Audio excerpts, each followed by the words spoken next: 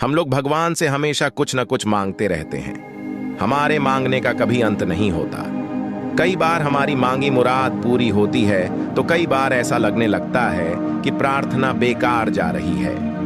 भगवान हमारी सुन ही नहीं रहा है, जबकि सच यह है कि भगवान हर किसी की सुनते हैं और सभी की झोली भरने की कोशिश करते हैं। लेकिन जब झोली भरी हो या आपको भरी झोली को खाली करने का तरीका नहीं मालूम हो, तो भगवान यही सोचता है कि इसे देने का भी क्या फायदा।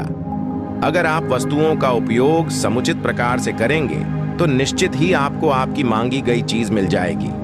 लेकिन अगर आप उपयोग करना ही नहीं जानेंगे तो वस्तु लेकर करेंगे क्या। इस संदर्भ में एक रोचक कथा है। भगवान बुद्ध के एक शिष्य ने कहा, प्रभु, मुझे आपसे एक निवेदन करना है। बुद्ध ने उसकी ओर देखा और बोले, पूछो।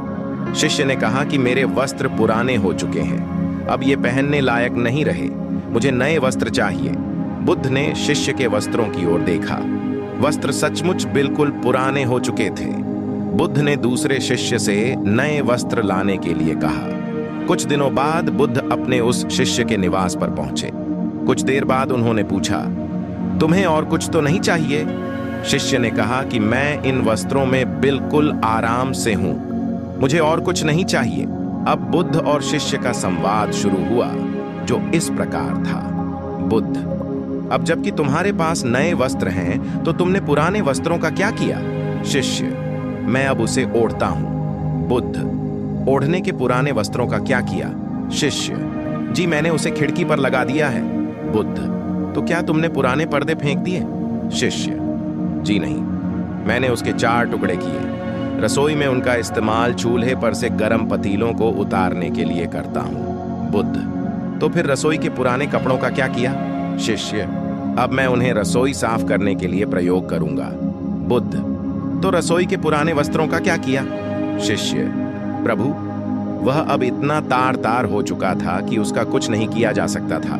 मैंने उसका एक एक धागा अलग करके बातियां तैयार कर लीं। उन्हीं में से एक कल रात आपके कक्ष को प्रकाशित किया था। बुद्ध शिष्य के इन उत्तरों से संतुष्ट हो गए। वे प्रसन्न थे कि उनका शिष्य वस्तुओं को बर्बाद नहीं करता और उसमें समझ है कि उनका उपयोग किस तरह से किया जा सकता है। कथा सुनाकर संत ने कहा, इन दिनों जब प्राकृतिक संसाधन दिन प्रतिदिन कम होते जा रहे हैं तो हमें कोशिश करनी चाहिए कि चीजों को बर्बाद न करें और अपने छोटे छोटे प्रयत्नों से इस धरती को सुरक्षित बनाकर रखें। तो दोस्तों, उम्मीद है कि आज के इस कहानी से आप सबको बहुत कुछ सीखने को मिला हो।